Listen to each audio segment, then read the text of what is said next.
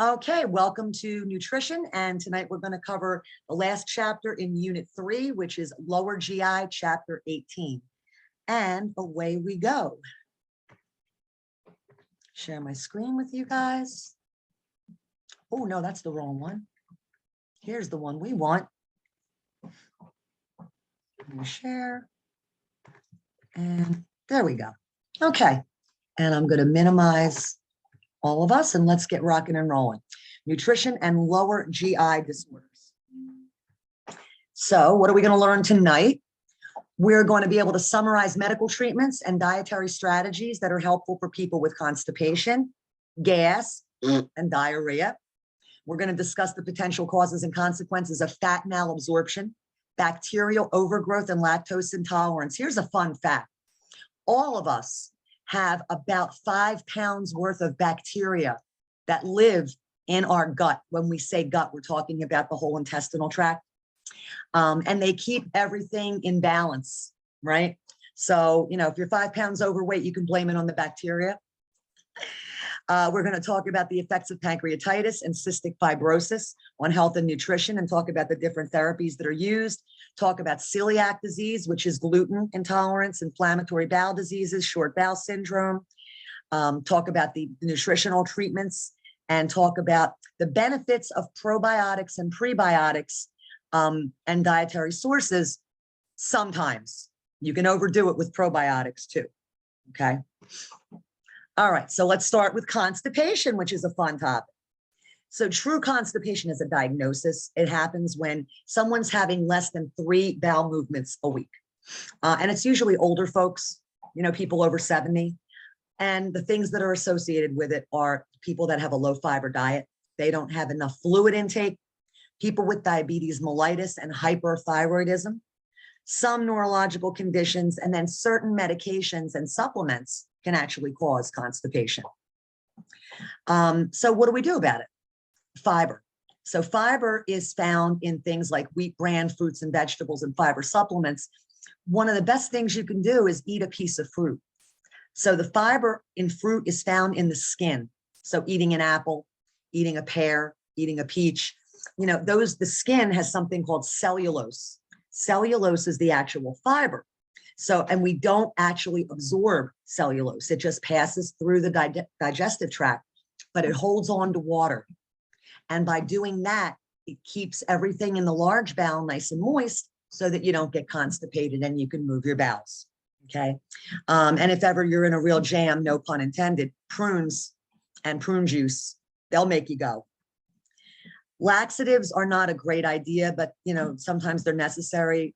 Older folks tend to go overboard with laxatives, and they're bad because most of them have magnesium in them, which is an electrolyte. Think about milk of magnesia, right? It's right in the name. And it can give them electrolyte imbalances for lots of different reasons. Enemas and suppositories, they're fun.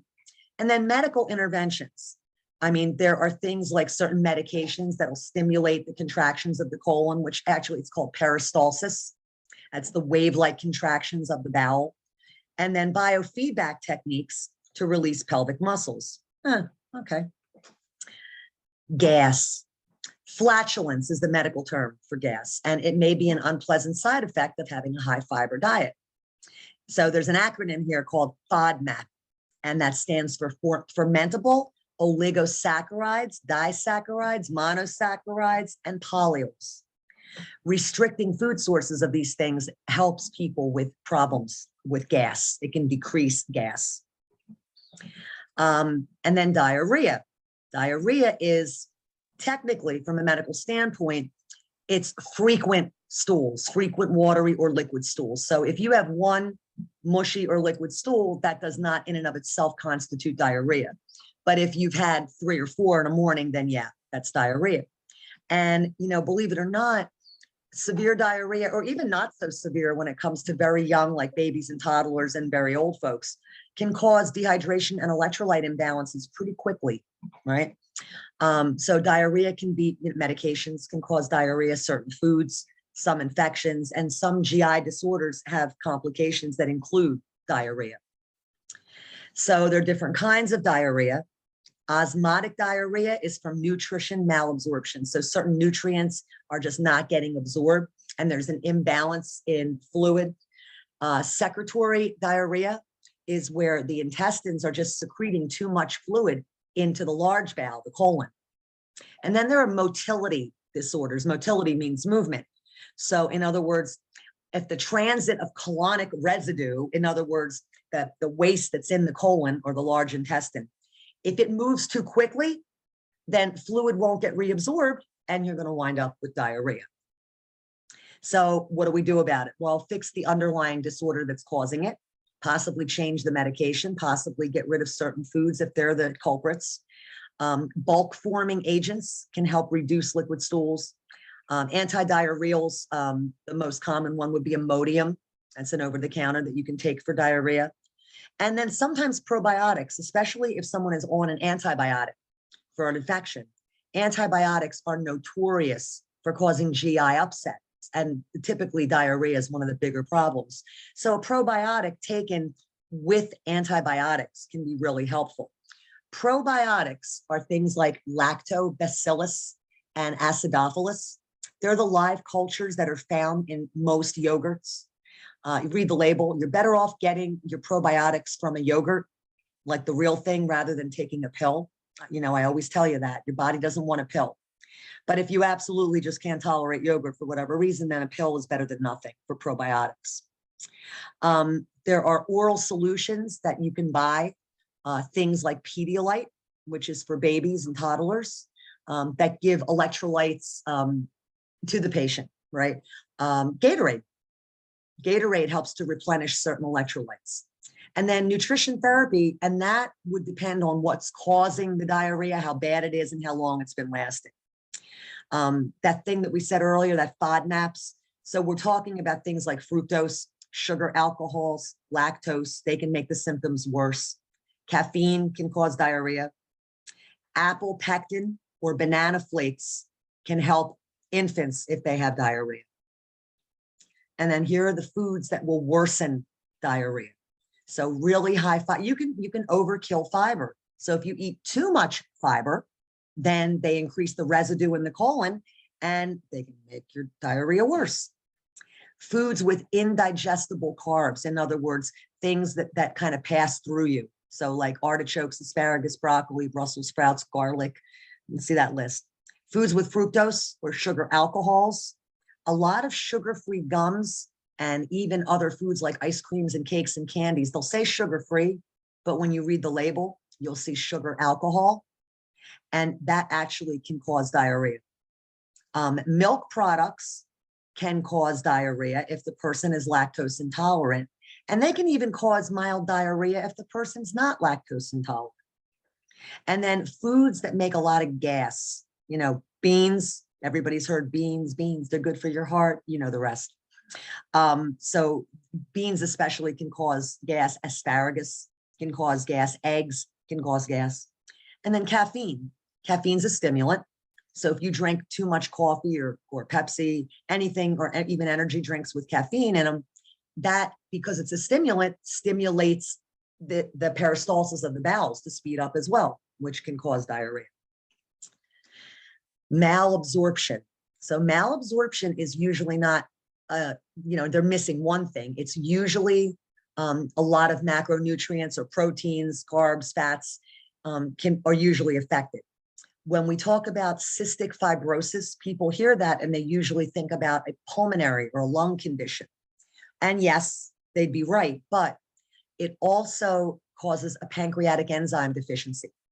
The pancreas not only makes insulin and glucagon from an endocrine perspective, but the pancreas also makes these enzymes, trypsin, amylase, and lipase, that are necessary and critical for your body to absorb things like fats and carbohydrates and proteins. Cystic fibrosis causes the pancreas not to make those enzymes. So people with cystic fibrosis are very typically, they have problems with malabsorption, and we have to give them man-made pancreatic enzymes. So fat is usually the most frequently malabsorbed thing because you need bile, and then you also need those pancreatic enzymes, right? Lipase specifically. When you see LIP, just think about it. Lipids are fats. Lipase is an enzyme that helps absorb fat. If you're not being able to digest and absorb fat, you will have steatorrhea, which is fat in your diarrhea. And basically, it's just a kind of explosive diarrhea. And it's fun because it floats on the water in the toilet because it's got a lot of fat in it and a lot of gas. Fat malabsorption is associated with losses of food energies, fatty acids, and fat-soluble vitamins like vitamins A, D, E, and K, and even some minerals. So if you can't absorb fats at all, because you need some, you're going to have a problem. And so here are the consequences in this lovely flow chart, consequences of fat malabsorption. No energy, weight loss. You can have, vitamin deficiencies, which cause increased bone loss. You can have an increase in the excretion of oxalate, which is something that, you need a certain amount of. And then you can have a risk for kidney stones. Most kidney stones are made of calcium oxalate. And while we're talking about lower GI, the gallbladder is a storage facility for bile. So your liver makes it, and the liver sends it to the gallbladder. The gallbladder stores it, actually concentrates it and stores it. And then when you go eat McDonald's food or some other kind of fatty meal, the gallbladder will release that concentrated bile through the common bile duct into the small intestine to help you metabolize and absorb the fat that you just ate. People that have had their gallbladder removed have to be very careful about when they do eat fatty foods. They should only be eating them in very small increments. And they should be the good fats, not the bad fats. Malabsorption, bacterial overgrowth. So I don't know if any of you have ever heard of something called C. diff, Clostridium difficile. Anybody ever heard of that? No. So it's a GI infection. Most people don't realize that we have Clostridium difficile, we have E. coli, we have so many different types of bacteria in our gut, but it's all kept in check, right? And it's kept in check by different kinds of, checks and balances. So the acid that's in your stomach, hydrochloric acid, helps to protect you from having an overgrowth of that bacteria. Peristalsis, which are those movements of the bowel, right? When your stomach is growling, it's not your stomach, it's your small intestines. What you're hearing is peristalsis. You're hearing air moving through your bowels. And peristalsis actually helps move the bacteria along so they don't start to multiply. And you also have a system in your bowel, immunoglobulins, which kind of are the little police, if you will, of the gut. And they can actually kill those certain bacteria before they start to multiply in too large a number. If something throws any of those processes off, then we may have to give the patient antibiotics to suppress that bacterial growth and then, help to get them back to normal. Or if it's something that's an anatomical problem, they might need surgery. Lactose intolerance. It says here that approximately 75% of people worldwide have some degree of lactose intolerance, which is caused by the loss or reduction of lactase, which is the enzyme in your intestines that digests lactose in milk. Clinical studies, they say here, have found individuals with it can tolerate 2 cups of milk a day without symptoms. I will say this, this is one of the few countries where adults drink milk, right? And so milk will make you a little gassy. It may be, give you a little diarrhea, but that's not necessarily the same thing as true lactose intolerance, which is very uncomfortable. Then we have pancreatitis. So pancreatitis is an inflammation of the pancreas, and it can be acute or chronic. When it's acute, the digestive enzymes that the pancreas makes, they get activated without a reason. So you don't need them, but they start to actually, it's called self-eating. The pancreas will actually digest itself because of the enzymes that are getting released prematurely. It is one of the most fascinating and scary things I've ever seen. So self-absorption or self-digestion of the pancreatic tissue because of inflammation. And pancreatitis, by the way, is very, very painful.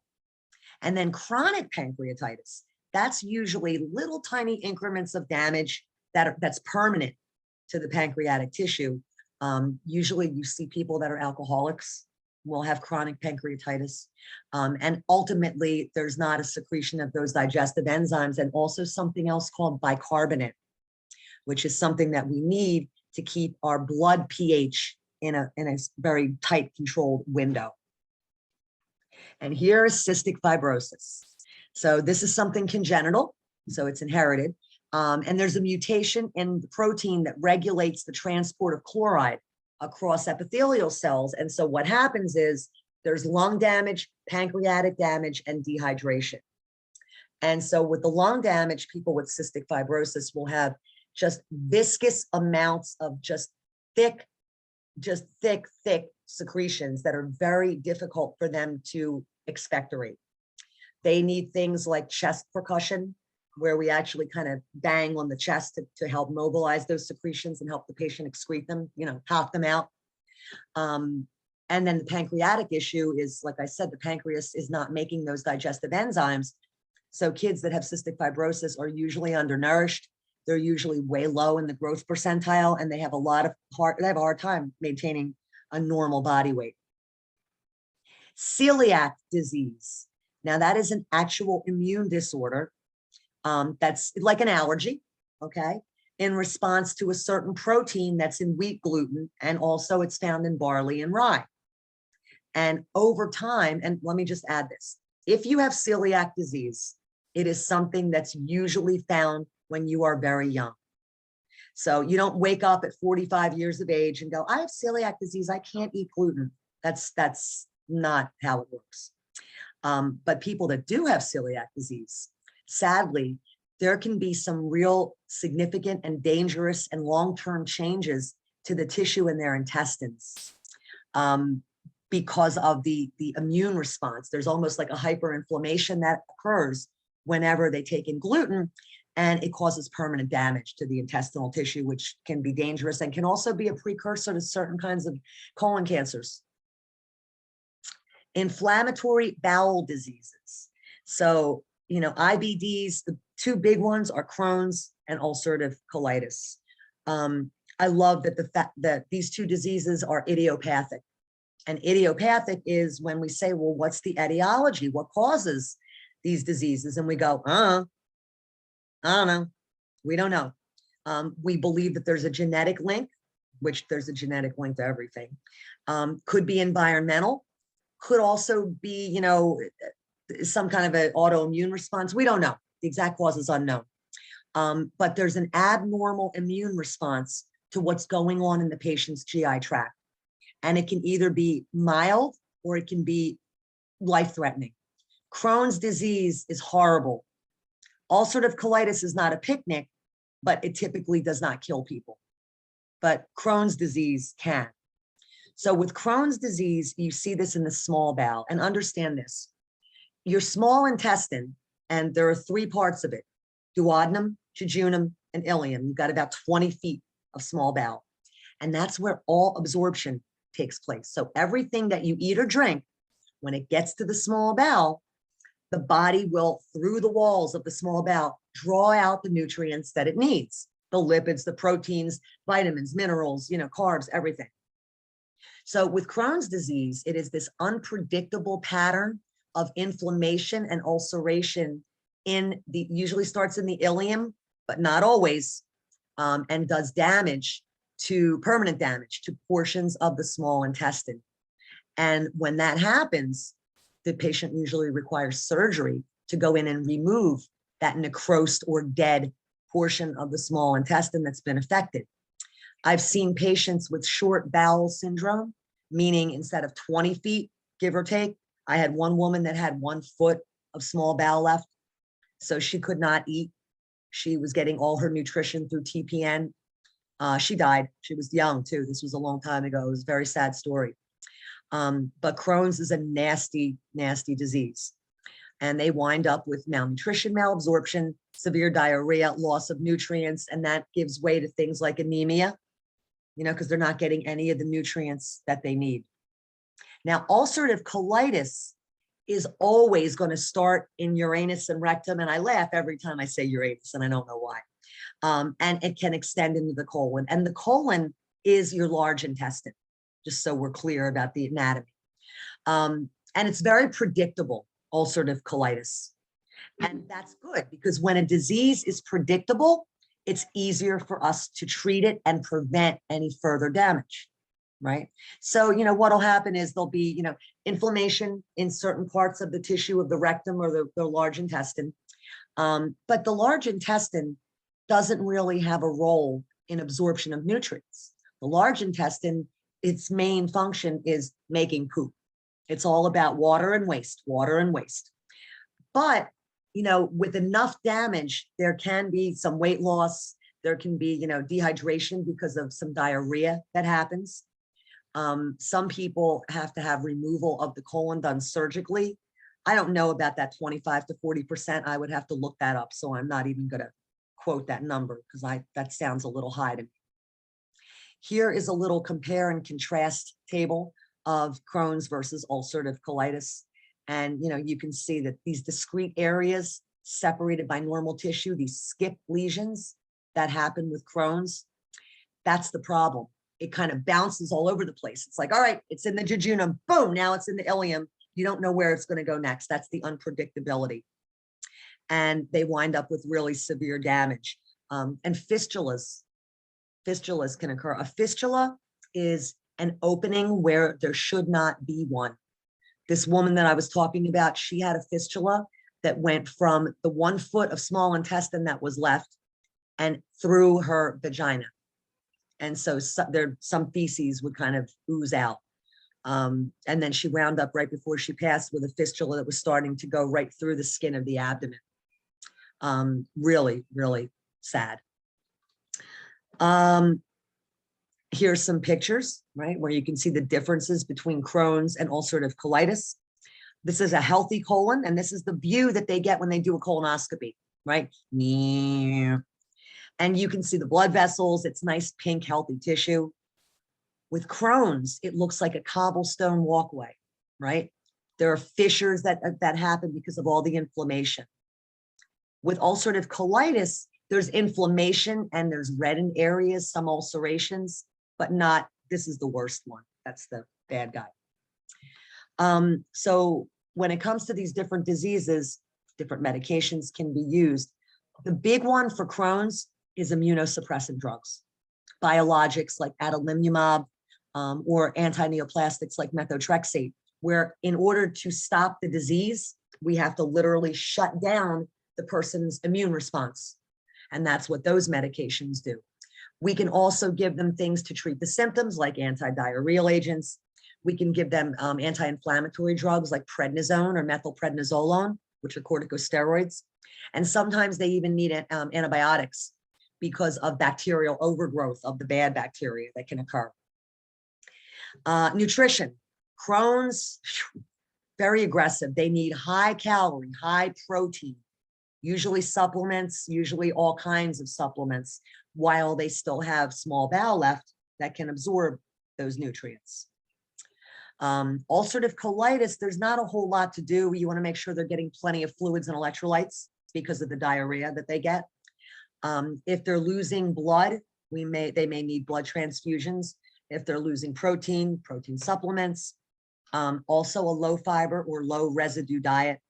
And if they get real bad cases of diarrhea that persist for more than 2 days, they wind up with electrolyte imbalances that require IVs. There it is. I already talked about short bowel syndrome, where there's been a removal of a major portion of the small intestine, and what you have left is just not enough to absorb what your body needs.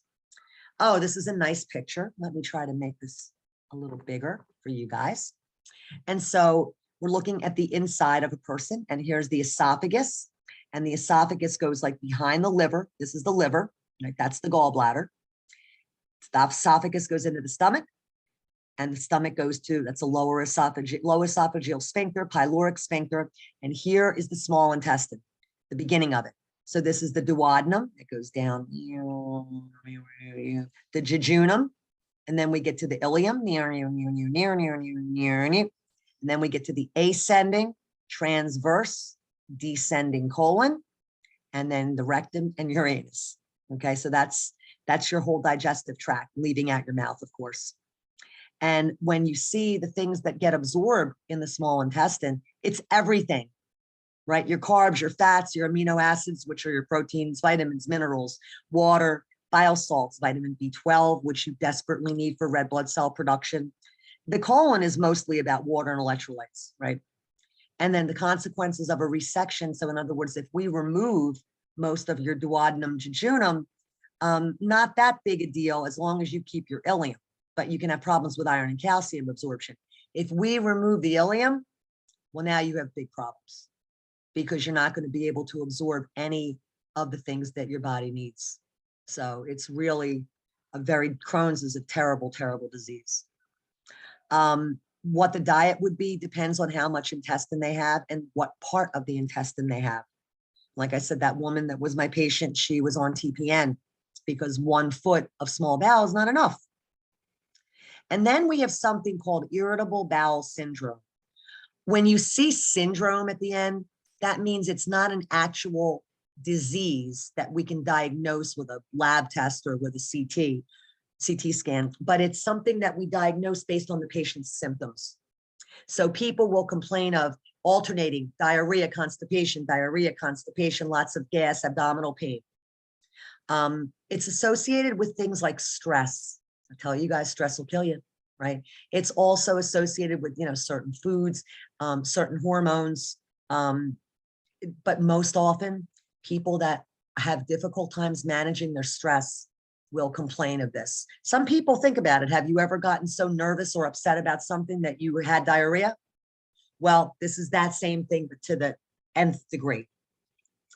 Sometimes it's how to manage stress, behavioral therapy, talking to someone, making changes in diet. Medications for irritable bowel syndrome are usually not the best method. And the reason being, when you're having diarrhea, if I give you an antidiarrheal, you can then suddenly, without warning, become terribly constipated. And then if I give you a laxative or a stool softener for the constipation, that can then turn back to diarrhea. So you see the cycle, and it's really difficult to treat with meds. Usually it's about, make sure they're getting enough fiber so that they're not constipated. Increasing fiber has little to no effect. I think that's a misprint. So fiber really does help with constipation. And then foods that make a lot of gas are a problem. Fried foods, super fatty foods, milk and wheat, and coffee, anything with caffeine. And we tell people to keep a log, for about a month. And that really helps identify, is there a trend that we're seeing as far as what are the episodes related to in the person's personal life. Diverticular disease. So they're little pouches is the best way I can describe diverticuli. They're kind of little pouches that are like in the intestinal mucosa. They're called diverticula. And they can be there and never cause a problem. But sometimes, especially people that eat diets that have a lot of things like seeds and nuts, little teeny tiny things that really don't get absorbed, they can get hung up in those little pouches. And then the little pouches can get inflamed. And now instead of having diverticulosis, you have diverticulitis. Okay. And so diverticula, here's a good picture, these little outpouching places that are just random, throughout the colon. When we do colonoscopies, one of the things that we look for are diverticula. And you can see the holes? This poor person has a lot of them. And so again, if they become inflamed, then now it's diverticulitis. And what can happen, something that's very dangerous, is a big perforation. So a micro perforation of the wall of the intestine means it's a tiny microscopic little opening, like you just saw in that picture. But if they get large enough and inflamed enough, then that portion of the colon can perforate. And if it opens, the contents of the colon can then spill into the perineal cavity, and that person can go into septic shock and die in a very short period of time. So it can be very dangerous.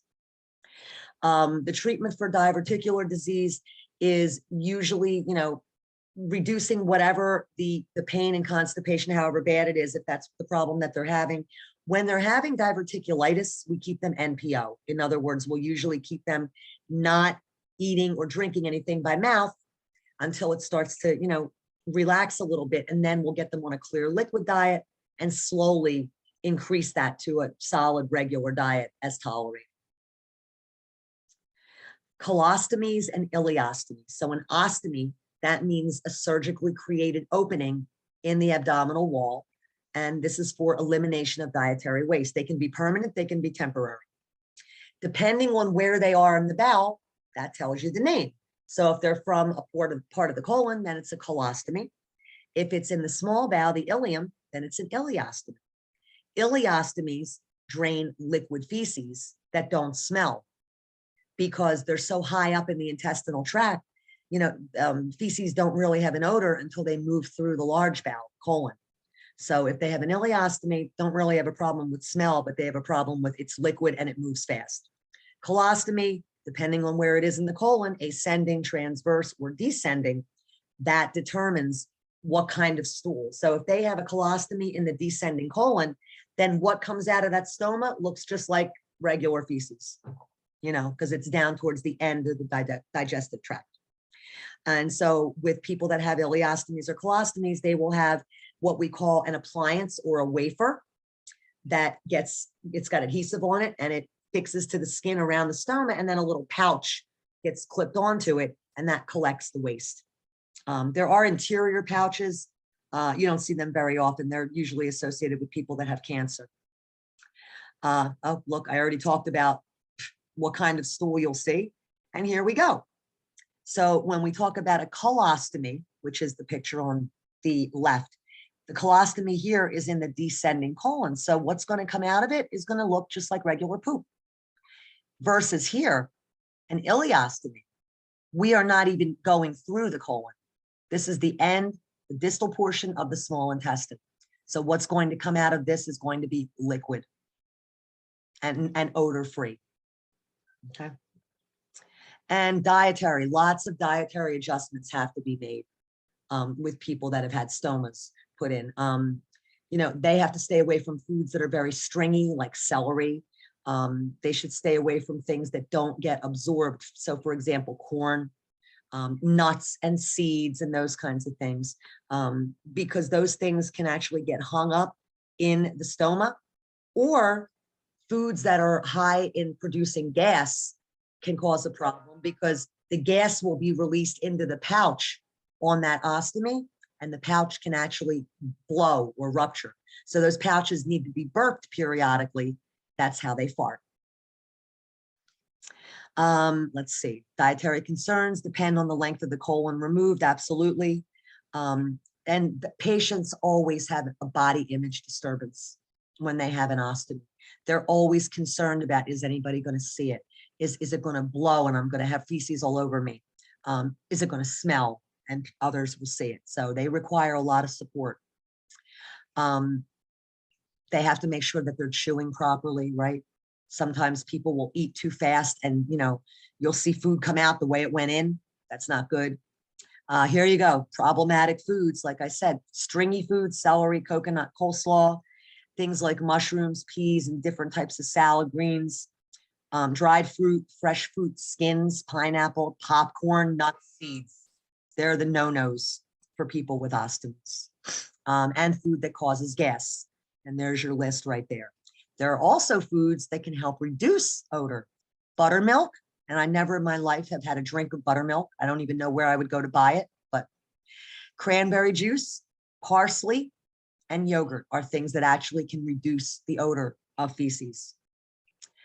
Probiotics. So here we go. So we have all these bacteria in our intestine, and most of them are in the colon, the large bowel.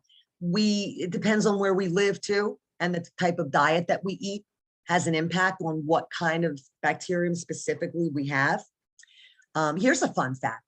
When older ladies get urinary tract infections, the most typical culprit when we do a culture of the urine is Escherichia coli, E. coli, because that comes from not wiping right. So if they wipe from back to front and any of the stool gets near the urethra, well, then it's just right up the urethra into the urinary bladder, and they wind up with a UTI. But we all have E. coli. It's just kept in check by all these checks and balance systems that we have in our intestines. And we need them because they really do perform a function. And they really even help us with immune response. They protect us from having different types of infections.